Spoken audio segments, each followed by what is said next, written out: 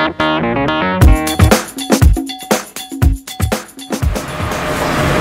right, we've just come back from lunch and hope you took a break too. We're going to jump right into the second spreadsheet, and you have access to the spreadsheet in your user files in your resources area. And again, this spreadsheet is evolving, and we should have it updated to what you're seeing here, or maybe even more advanced at this point. We're going to take the questions that were imported last night. Part of Brian's homework last night was to go and take these questions that either you created them or... Yeah, I created the first 10, and 11 to 28 were client-specific questions that they had come up with. Yeah, so my main point here is Brian has his own company policies about how he comes in, how he creates questions for the client audit. So he actually created some of his own questions, and again, I don't know how you resource that. But for my audience, the purpose of this exercise is to show you that questions can come in from all sources. Just like in the past where we had keywords from all sources, you should have questions from all sources because we're starting with questions. Another thing, talking to Brian at lunch, I think is really important to mention here, something that was triggered for me, is if this is your first time or you've been with ThemeZoom for a long time, at the ISDNA level, that's the base of your pyramid, you should not be even looking at keywords during the first time that you do this. Those of you who are steeped in SEO and keyword extraction and some of my old jargon and language have been indoctrinated since 2005 to be pulling keywords of different species from sentences and the rest. It's okay, I promise you, you're going to have all the keyword extraction and pulling exercises that you need in phase 2. So the purpose of this phase, and especially the first time you ever do it, is to ignore the keywords, not altogether, but mostly. What happens is you go through this process again and again, you'll be able to see each level of the pyramid of the perpetual lead magnet machine pyramid as a transparency. And you'll actually be able to look at a page and simultaneously break it down into sentences, words, tweets, painkillers, videos, unique selling positions, one-line zingers, and calls to action at a single glance. And that just comes almost like layers of transparencies, where you're flipping those transparencies over. But until you get practice at that, take it one layer at a time. Does that make sense? Okay. So here's some of the client questions. Brian, I'm going to take you through the same exact thing that we did before. Yep. What is the annual return and how long is the paycheck on my solar panel investment? Where did you get the question? Paying, we got this from ConvoFlow. We resourced, we put in solar panel investment as the term that we were trying to understand the conversation about, and this is what we got back from ConvoFlow. Okay, so Brian's saying that he extracted this from a particular kind of tool that I have not researched, so I can't currently endorse, called ConvoFlow, and that's fine. Many of you have many different kinds of tools. We were just talking about this. And Domain Web Studio works with all of them, and this process works with all of them. Okay, and we'll keep our tool validation process at a different form. But the point is, what is the annual return and how long is the payback on my solar panel investment? Painkiller? Okay. The payback? Okay. What is the question behind the question? The actual investment requirements? What am I really asking? What is the rest of the story? I'm not arguing with you. What did you say, painkiller? How much profit am I going to make from my investment?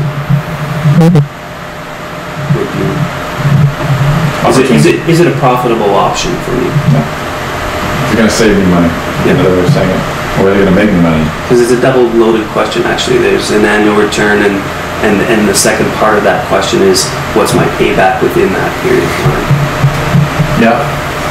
And I'll add here as an aside that savings versus profit are generally considered two different things, but a lot of the times I've been noticing this in this industry, they tend to get grouped together. Yeah. Because one pain is losing money, but the other pleasure is gaining money. Yes. So investing is more of a pleasure-oriented thing. Savings is more of a pain-oriented thing. This is something that you just pick up on after many years of looking at investment niches, so on and so forth. So we already know that this is a pain. Okay. Are we recording okay? We already know that this is a pain. And the question behind the question is, return. Am I going to make money by investing in energy? Okay. That's the question behind the question. And that's not exactly a frequently asked question. but you can consider that the question behind the question. I've been thinking maybe we want to give people the space to actually add the question behind the question. What do you guys think? I think that's a good idea. Okay, we'll turn that into a new process. So those of you watching this, you've been a part of the evolution of the process. Welcome to Theme Zoom Network Empire.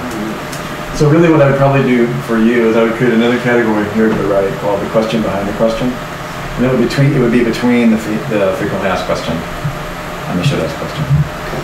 So that like a bridge. Yeah, and if you can't bridge it, don't bridge it. Just keep it as the question behind the question. And then if a should ask question emerges, then you can add it. Yeah, I think that's a fantastic evolution of our process. It seems to be working for Brian. Seems to be getting it this way.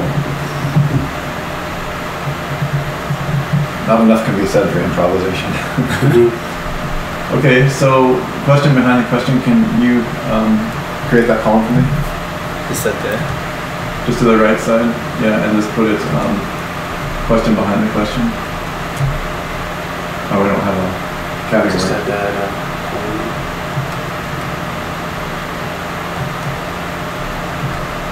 Yeah, so it would be the next one over. Okay, yeah, that would be FAQ. Sorry. No, this is FAQ. That's probably going to be Type. yeah, type. That would be FAQ, and the next one would be Q behind the Q. QBQ. It's a good acronym. The next one would be SAQ. Okay, so now, and then probably more specifically, it would be, would I make money? Will I make money if I install a solar panel? Yeah, will I make money back from my investment? Well, will I make money if I invest in installing a solar panel? Yeah. Make it as specific as possible. See, the problem with generalities is that you don't ever get any really compelling copy. And that's why I brought this book to the course. Yeah. I'm going to let you guys know that this is the most compelling and important book that I read this decade. I made a decision. I looked at our giant list. If I had a gun to my head and I had to jump into another industry and take all my knowledge with me, the only book, and I can only take one book, it would be Majestic. The reason is all of the principles and direct experiences behind what we're talking about. For example, specifics. You know how you told me to put the question behind the question, will I make money with my investment? Okay, get as specific as you can. Okay, when you're asking for something, when you're setting up and creating copy, make it as specific as you can around your product. The reason I do that is because that will probably eventually get translated into some kind of copy or content somewhere. Yeah, and obviously they're going to add in modifiers and synonyms to that. But later on you can do the spinning, you can do the adding, you can do the upgrading. And what's going to happen, remember you're outsourcing, I already know that you're working with a lot of outsourced team. Yes. Somewhere, somehow along the way, especially if we install a lot of these process sheets inside Dominion Studio, some outsourced guy is going to see it and do some writing and always assume that this is why the ISD is the ground block, we're the cornerstone grounding block. Yeah, my wife works as a daycare worker, and one of her analogies is she puts 10 children in a circle, and she starts the conversation off with a specific topic, and that child has to translate that topic to the next person and go around, and by the time that communication gets back to the first one, it's changed completely. Right, and that's what can apply here with content writing. Copies of copies, that's called memetics, and if you visit our wiki at themesandglossary.com under epimemetics, you can learn how the translation of rumors from good copies to bad copies actually happens. It's very important for marketing, otherwise I would not have put it on our wiki. Yeah. And Brian, that's also true for outsourcing. It's bad. Don't ever put a bad copy of anything anywhere in any version. No, of course, dev is different, right? That's why it can just go from bad to worse. That's why we have. That's why we have. It's as good as it's going to get. As good as it's going to get. Yeah. That's why we have development platforms and beta testing. But the reason I want to bring up Made to Stick is because the reason I'm telling you to be specific as you come up with your ideas is that the Heath brothers go into the real clear imitation of the degradation of processes. It's a little known trick in courtroom debate to be as specific as possible when you're painting a story or image for the jury, to the level that some methods of doing so have been contested. For example, one of the research processes done, they took a test jury and they used something specific. They took something general. Will I make some money back in my investment? and they turned it into, if I spend $25, or if I spend $2,000 in installing a solar panel on my roof, will I get $425 back? That's why when you see sales copy, it says, I spent $2,942.52. I made $2,492.23.6 only selling ebooks, blah, blah, blah. That's done from that research. They understand that specifics actually toggle the brain into reality. So the major experiment done on that was when they called a witness, they found out that saying, okay, well, what happened next? Well, my son went and he brushed his teeth and he went to bed before the burglar broke in. The experiment was, my son brushed his teeth with his Darth Vader toothbrush and I quietly tucked him into bed after I combed his hair, using specifics. The research showed that the jury empathized 100% more by somebody who painted specific visual images in the context of telling a story about what happened during a crime. Than using generalizations. Dangerous, dangerous stuff. This is not like just internet marketing anymore. The greatest sales copyists in the world, copywriters, get a lot of their stuff from courtroom debate. Courtroom transcripts. Mm-hmm. There's an amazing book called Mistakes Were Made Not By Me. Also add that to your list. We actually suggest it in the themes and book reading list. The whole book is really dealing with what we call the REID method, the REID method of witness interrogation.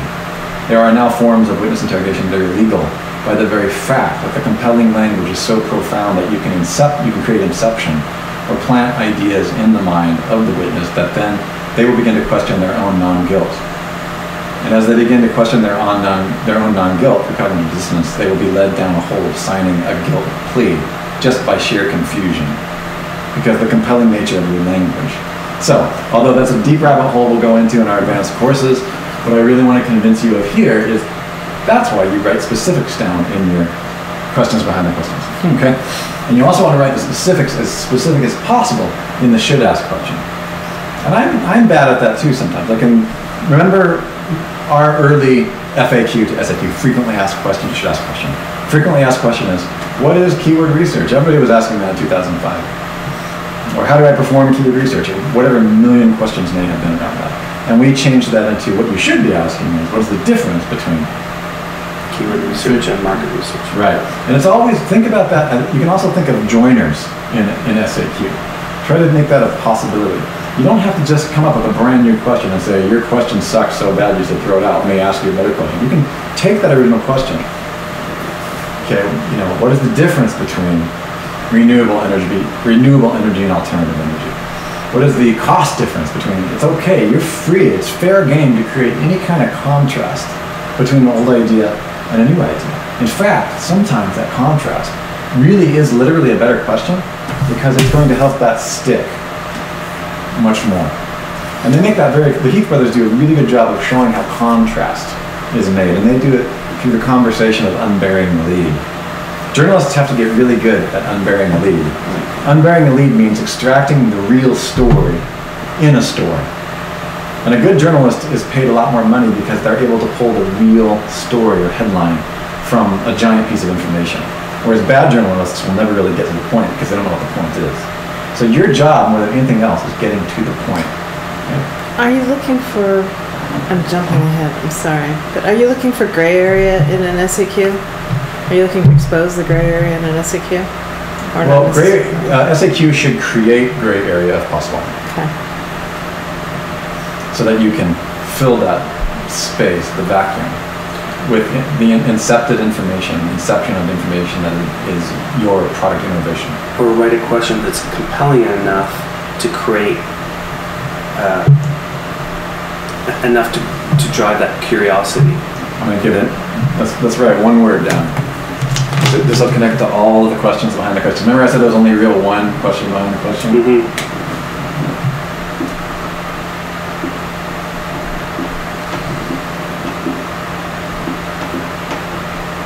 Okay. Doubt. Doubting your own knowledge, doubting yourself, creating a trigger point that makes them click because they feel like they're missing something. Gray area is kind of an abstraction, but what is meant by gray area? in the area of psychology is called cognitive dissonance. Your job as a marketer, as a storyteller, and as a journalist, and now, unfortunately, in the next couple of years as an SEO, your life's going to depend on it, using cognitive dissonance in a tasteful way, in short sound bites, that drives the user, compels the user to take action to complete or close the circle of the question mark. They're hooked by the open loop of the gray area, and you close it by the click, because when they click on the sentence that drives doubt, what's the difference between keyword research and market research? We had so much traffic from that stuff that it got funny. We built a whole business on it. That was our one question that we've always default to, because it casts so much doubt in the mind of people who are tool addicts that they begin to wonder if there was a better way of doing it. And of course there was, and they found out there was, and we became the symbol of that correction. It's innovation. Let's look at that. You've taken a simple question, what is keyword research? Oh, well, there's tons of keyword tools on the market. If I wanted to position myself as a keyword tool, I could. And we can do that through other landing pages. But that's not really doubt. It's kind of like, okay, well, once I've learned that, people who already knew that stuff was on market, not people who were still learning it. And so what's the difference between keyword research and market research creates a, wow, I don't really know, or I should know, or interesting. Yeah, I've been thinking about that. Doubt. Then they're going to go into that. And then your ISDNA, your innovation, your invention, your solution is going to answer that question. And that's why when I said earlier in the previous video that uncertainty insurance, if you were to extract all of the questions behind the questions, all of human fears and NLP, human behavior, painkiller vitamin marketing, there's only real one question behind the question. How can I make a better insurance? And how can your information, product, service, invention insure me against making a bad decision? And we'll, Sue and I will show you, I've got a chart I created that's got the 8 macro trends.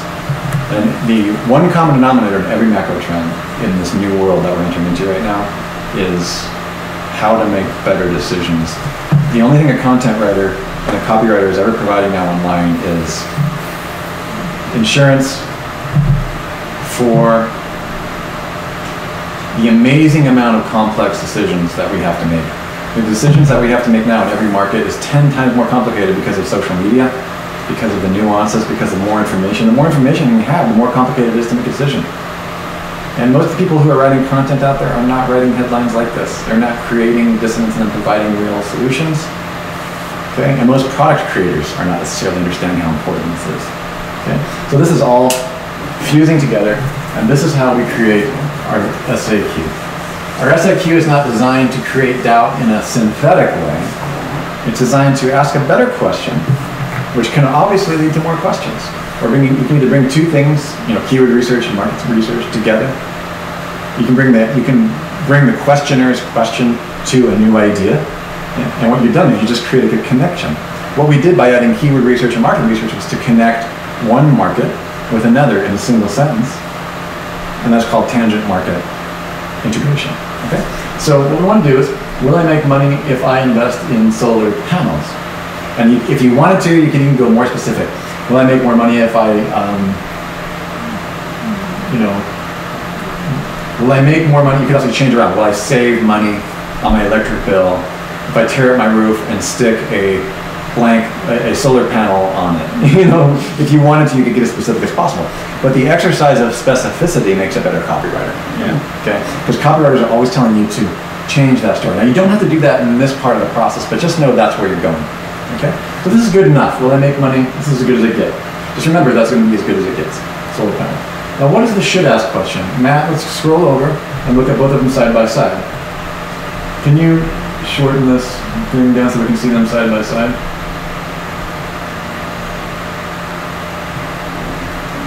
You have to increase your row heights and... Is it possible to do that? Oh, wow. Okay, that's fine for now. Doesn't like that, huh? Okay, that's fine. So now we just play a little bit. These are questions that you brought from other software. What is the annual return? Okay, the question behind the question, will I make money if I invest in solar panels? Fantastic. You're already 50,000 light years ahead of 99.9% of anybody else who's ever worked with this. Okay. The essay question would, will I make money if I invest in solar panels? You could either use this as a better question if you wanted to. You could just copy and paste that into the SAQ. That's better than not having an SAQ. If you don't understand the products, like I said earlier in the early video, it's going to be very fuzzy to do this. Okay, but could we come up with a should-ask question for this? Well, let's just try. How would I make money if I invest in solar panels? Okay, that's a fantastic should-ask question. Congratulations, that's a great. It's way better than this question. It's less convoluted, and it involves a how. That's completely fine. How long is the payback? You see that? That's really interesting. Yeah. So why don't you just put his SAQ right in there? What is it again? How will I make money if I invest in solar panels?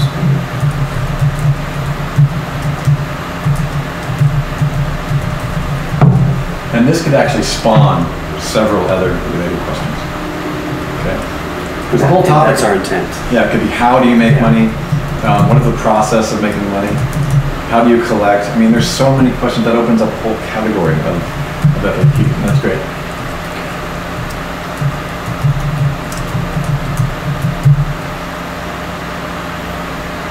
Is solar panel the right word there? How will I make money if I invest in solar panel? You can keep it general if you want. You can generalize that. Maybe put in solar energy panels if you want. Or the point I was trying to make is that it all depends on who's going to see this spreadsheet next. Right. Where are you sending it? I know you outsource. I'm very protective of my spreadsheets, these type of spreadsheets, because they're pretty much your whole business. But you can definitely copy the ones that are perfected and send them to where you want. What is the typical payback period for the geothermal, new topic, which is great, stay specific, installation? The reason solar panels is the correct word is that solar panels were a part of the original extraction. That is where the keyword is important because we're being product specific here. I would say here... Question behind the question? How long will it take for me to see a payback for my geothermal installation? Good. So let's try to rephrase that.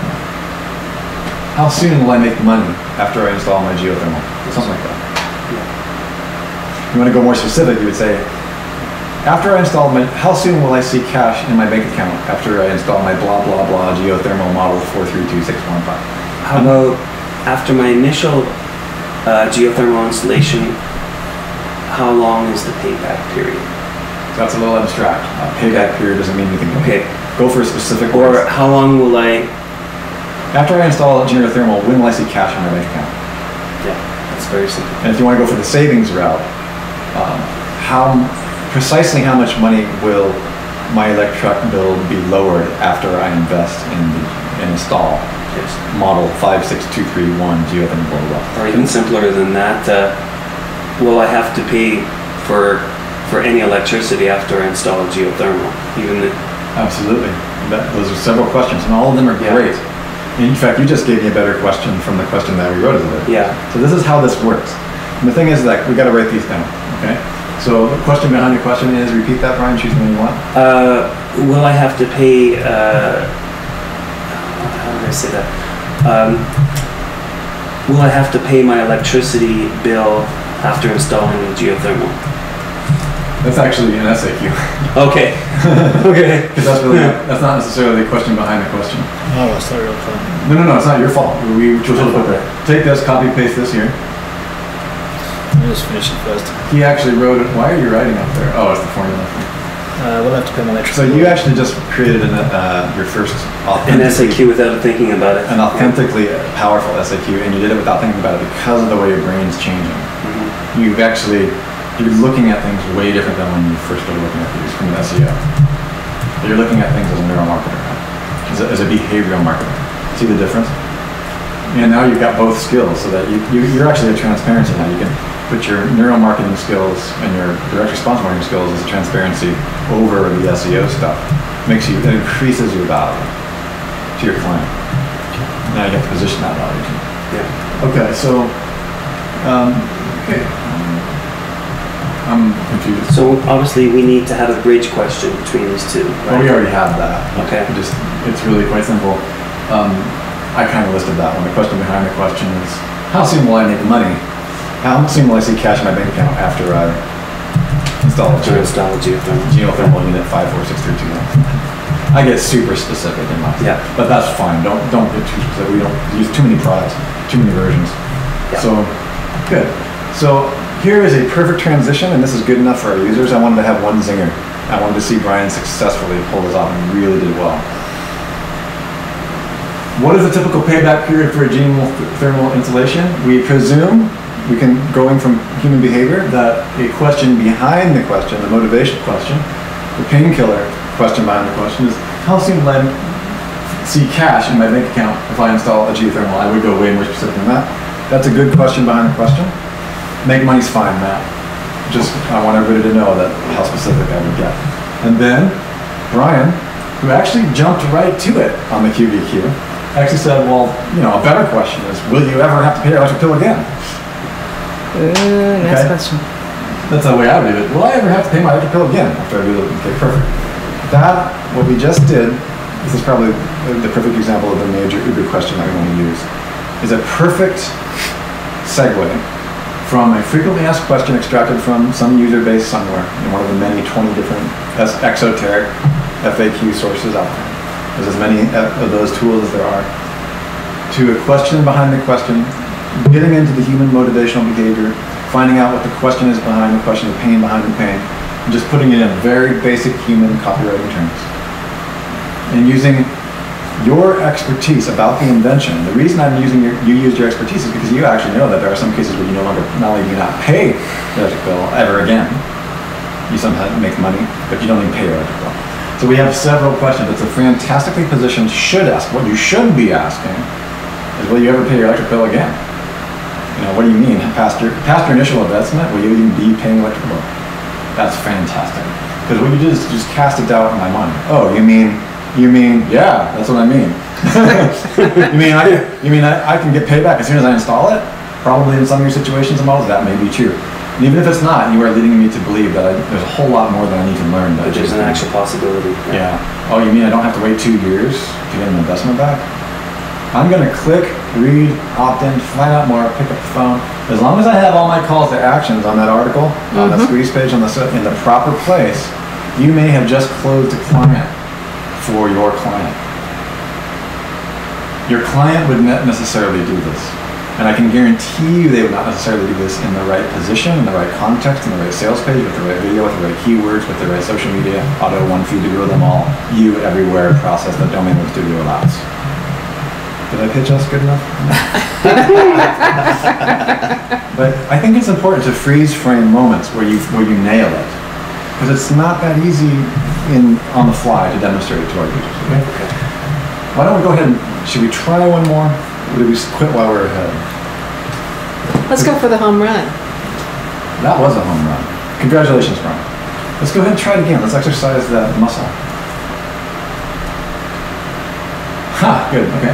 I've heard your hydro bill goes up using geothermal. This is still a similar question behind the question, but let's look at the pain behind the pain, the question behind the question, pain behind the question. What are they really asking in human terms, marketing terms, copywriting terms? Why is my electricity bill going up with geothermal? I say I've heard. So it's questioning. Hidden costs. Everything you guys have all said is a potentially excellent question behind the question. Question behind the question is, are the rumors true? I'm going to invest in geothermal and actually have a bigger bill. Have a bigger water bill? A bigger hydro bill? Hydro bill. I don't know what hydro bill is. So yeah, in Ontario they have Ontario Hydro, which is it's the electricity provider. So is it electric bill? It would be they would actually call it a hydro bill. Oh, interesting. But is it electric bill in English?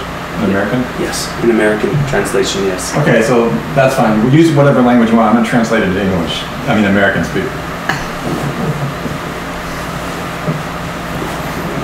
I've heard the electrical bill goes up using geothermal.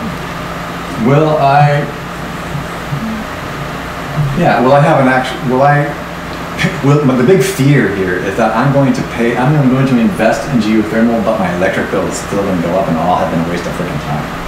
That's the human pain. Yeah. The question behind the question. So you're going to want to write. Really, one of the best ways to find the pain behind the pain is to start your sentence out. How horrible it would be. What an awful thing it would be or something like that. I think I've got it. Will my heating bill go up because of geothermal? Okay, if you feel that's a question behind the question, that's fantastic. Write it in. Okay, Matt, let's write it in. Whoops. And you'll see where I'm going with Matt, you're in the this. wrong place. Yeah, I can see you've already made the transition. Yeah, you're starting to scare me now because you're thinking like a neuromarketer. Do me a favor and go, will my heating bill go up even though I invested Yeah.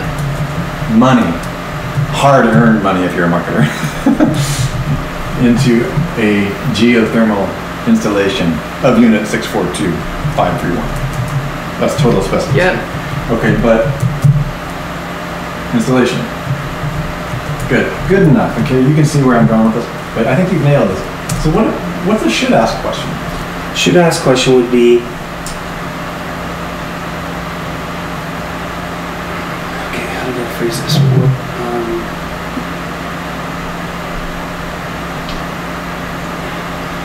I lost my train of thought on that question.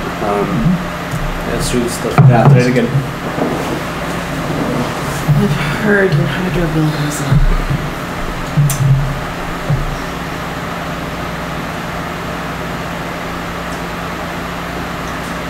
Heating makes, the question would be more about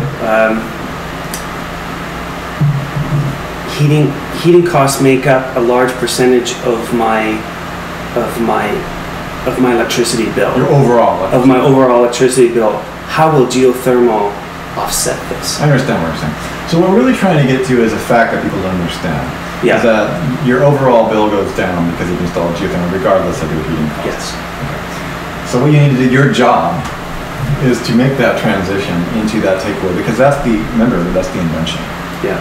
That's the value that the invention provides. Okay, that's the product. So what you're going to want to do is the should ask question is,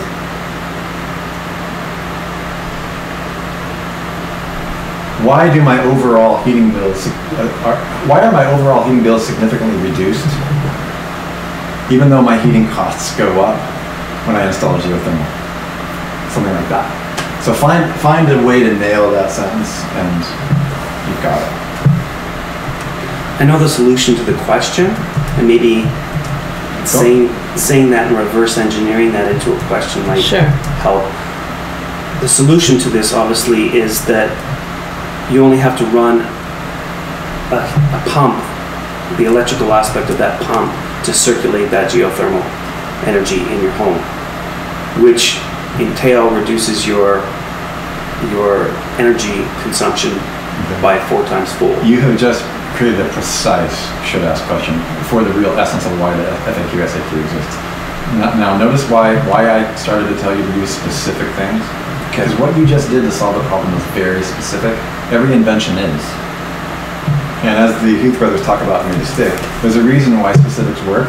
Because usually in evolution, it's a specific thing, object, solution, or system itself that is tangible that actually is the problem solver. It's invention. So what you need to do, you need to precisely create that. And if you knew the name of the pump, or the name of the system, or the name of the standard that you're installing to make that so, you would actually name that specifically, because that is a should ask question. Okay, or you can say, the should ask question is, what technology can I install? It's more huge, True. What technology, blah, blah, blah, blah, whatever you said. I'm not the inventor, I'm not the genius, you are, or your client is. So go ahead and formulate that before we end. Formulate it specific. There's 2 challenges here. I've heard that your heating bill goes up when you install geothermal. And you're telling me that I can install something that reduces my overall bill regardless of the heating bill. 4-fold. 4-fold. Put that in specifically. Not only is that your SAQ, that's probably a highly converting article on your website. That's not only going to attract clients. You put a phone number down there, they're going to call you. Put the phone number in the headline. Now imagine this. Imagine that every single FAQ to SAQ sentence that we have is powerful enough to close a client. I assure you, when you nail this, it is. When you get this precise. So here it is. Will the cost of the geothermal pump increase or decrease my hydro? Okay, that's fine. You know what? Let's write it down. Will the cost of the geothermal pump increase or decrease my hydro bill cost? That's fine. And then you probably rewrite and write that question several times. And it's good enough for you at this point. Can I make a comment? That the solution that you iterated there a minute ago, the thing that really picked my ear was the fourfold. The fourfold. So if you can work that, like, how can I decrease my electric bill fourfold? Something like that. If you can work that into there, it's better to say, why does the addition of a geothermal pump 5462 reduce my heating bill fourfold? Yeah. Yes. That's a client closer. Yeah. You're almost there, but your background in copywriting is you're still exercising that muscle. Yeah. But you understand, the more specific you get, it's very counterintuitive. We'd love to be generalists, but when you're dealing with invention, make it specific. I think what you're saying is we're taking an abstract question and make it more exact. Yes. And the question behind the question, ultimately this will become a headline. And if it depends on where you can use it. If it's going to become too precise because it's not, you know what I mean? You don't want to be inserting model numbers and things. It's like, how does, medallion number 432 and prayer number 652 give me everlasting Or life? pigeonholing them to a yes or no response. You want it to be an open-ended question that leads to more questions and as you were saying earlier, doubt. It depends on where you're using it, but the beauty of the system is I want you to be aware of where it goes from next. SAQ generally leads to closing headline or unique selling proposition. The proposition is actually contained in this, which is, what are you selling? What does it cost? What's in it for me? Why should I believe you? That's actually the TIA, the irresistible offer. This is Mark Joyner. The irresistible offer can't really be formulated until you understand what people should be asking. And you don't want to spend too much time educating an entire market on what they should be asking. So what you try to do is you get in there in this pane, and you at least try to use the questions they're already asking and give it a little bit of a tweak. It can be open-ended. But what's interesting is that as long as you don't exclude the previous question, you can really add so remember, this is all stemming from the geothermal pump. We're assuming that the market's already asking that question. That's the key.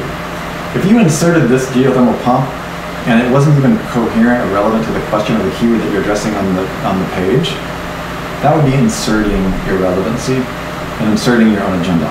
But because they're already expecting the geothermal pump on the page, you're phrasing, it's almost like you're reading their mind. If you know the question behind the question, you know the pain behind the question. It's like, I know what you're thinking, and I know what you're really asking. I know you better than you know yourself, because you actually probably do if you're doing more marketing. And here's what you're really asking. I'm going to address what you're really asking with this. I know you've heard the buzz that it's a total waste of time to install geothermal pumps because the heating bill goes way up. No. Okay. The cost of your geothermal pump will decrease your electric bill by fourfold. That's actually your irresistible offer. Yeah. Okay. So you can leave this. The reason I'm letting you leave this as a question is the next phase, which, oh my gosh, I don't have it in the FAQ, SAQ. I never thought I would add this here. But really, it really does. We might want to consider adding it. We might. What it comes down to is a $160 electricity bill for heating becomes a $40 bill every month. We may want to consider adding a TIO. We may want to consider adding a TIO here in this column. Yeah. That's possible. So I hate to be so process evolutionary while we're recording. Oh no, this is good. But this is because the client, I do this spontaneously at the ADNA and BDNA level. Yeah. But it may be better to get them start thinking about it here. Yeah. Remember, by the time you leave here, Brian, I'm going to ask you to be able to recite the irresistible offer. Because I walk around with it in my body. Literally. Yeah. Everything I see through the eyes of the irresistible offer. And usually I'm asking myself, so what? 99.9% of the time. Most of the things that come out of most people's mouth, their books, their ebooks, their work, I'm saying just ... so what? ? And there's no answer. Because what they're doing is they're leaving you with unambiguous questions, and they never moved through the FAQ to the SAQ to the question behind the question to the SAQ to the irresistible offer. Irresistible offer. Number one, what are you selling? Everybody say together, what are you selling? What are you selling? Number two, what's in it for me? What's in it for me? Wow, I already forgot. What are you selling? How much does it cost? What's in it for me? And why should I believe you? And there's no way to answer all 4 of those. I suggest that you leave how much does it cost. You should have 3 out of 4 wherever possible in as many as many contexts. If you're going to leave one out, leave out how much does it cost. If you're dealing in commodities, how much does it cost is great. That's how Domino's Pizza did so well. Domino's Pizza was actually one of the few companies that managed to pull 4 in their offer in a single paragraph. Because they said if it's not there in 10 minutes, it's free. In 30 minutes, it's free. That's how much it costs. Potentially free. And that spiked their business. But they're a commodity. Okay. So this will be probably something that we're going to put up in here. We're not going to leave it there, but we'll have a little mark so people understand what that is. So here's every question has an answer to this. Think to yourself, what am I selling? Oh, geothermal pumps. What does it cost? Well, or what does it cost? What does it save? What are the savings? That all falls under a similar category. Well, it saves you 4-fold. Or it's an increase of potential revenue by 4-fold. Whatever it is, that falls under what does it cost. Okay, why should I believe you is usually contextual. They don't need to ask that at this point if they're on your blog, but if they're in Quora, that question becomes contextually very important. Oh. Yes, because the reviewers are giving you feedback for that. I'm the CEO of blah, blah, blah, one of the largest geothermal installers in the world. Oh, I believe you. Click. So remember, context matters for this. Where are they? Are they on Twitter? Do they know who the Twitter person is? Do they know they're on a celebrity website? Do they know they're on a billion-dollar CEO's website that has built companies and sold them in his sleep? It matters. So context is the new matters, okay? What's in it for me? Well, a 4-fold cost. 4-fold savings. 4-fold savings. A 4-fold savings by a single installation. Potential heating bill increase, yes, but let me tell you why. Okay, that's how the rumor got started, because they don't get it. Let me show you how you should understand. You understand? So the new sentence would be you no longer have a question. The TIO is a statement. Right. It can be a question.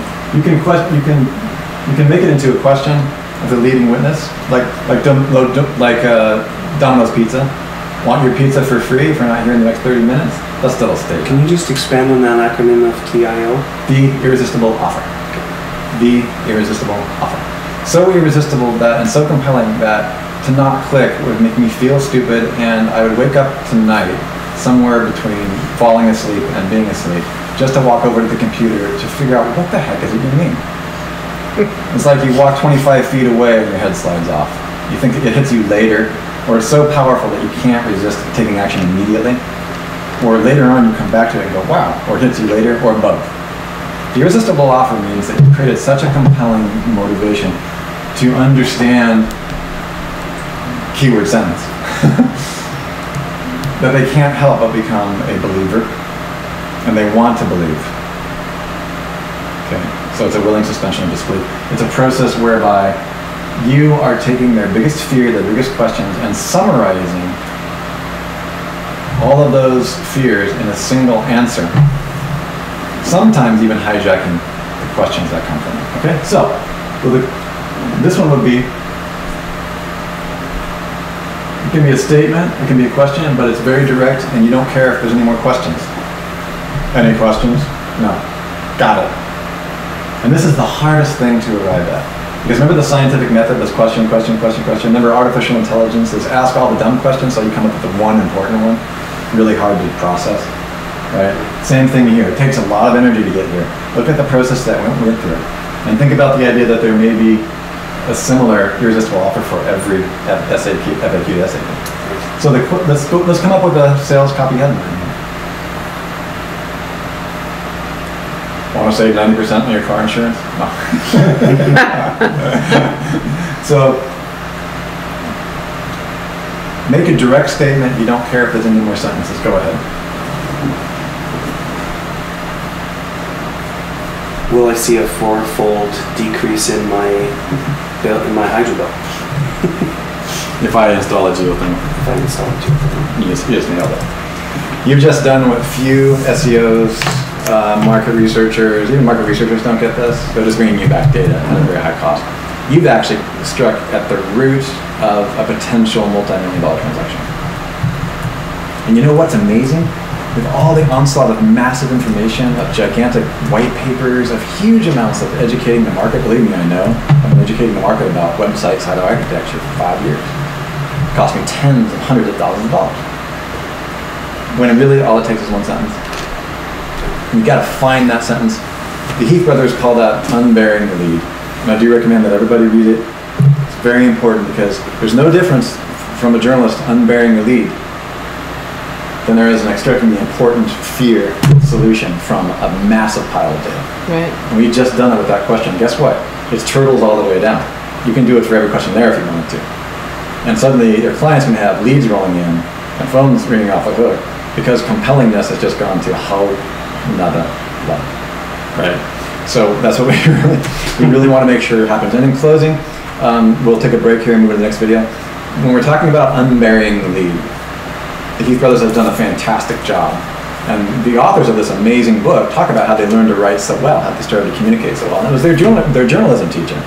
The journalism teacher used to take all the students, and she would stand in front of the class and she would tell this gigantic story with all kinds of convoluted side stories and scripts and keywords and documents and the rest. And then she would say, okay, that's the story, write the headline, unbury the lead.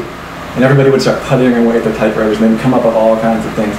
And it was really interesting because one of the stories she told was very convoluted about how a very high-end orchestra was coming to San Diego and there was a field trip on blah, blah, blah on Friday and everybody was going to go and it was a very rare event to be able to see this orchestra and the composer was John Williams who created Star Wars and all these different things, right? And everybody had these giant stories about art and orchestras and this and that. And nobody got the headline, the lead. And when she said, does everybody want to know what the lead is? They were all like, we didn't get it. There's no school on Friday. That's the story. And that's the story that gets headlined. It wasn't the orchestra, it wasn't the giant messes, it wasn't the huge novel that everybody was writing. It was a single headline that everybody cared about more than everything else. No school on Friday. That's brilliant. My 13-year-old daughter thinks about that question. But of course, but why is it so difficult to pull out a headline from disambiguation? Right. Because disambiguation of a keyword is very different than disambiguation of a pain, of a desire, of a like, of what somebody cares about. And that is really where all of the money in every aspect of the perpetual lead machine pyramid sits. We'll close with that.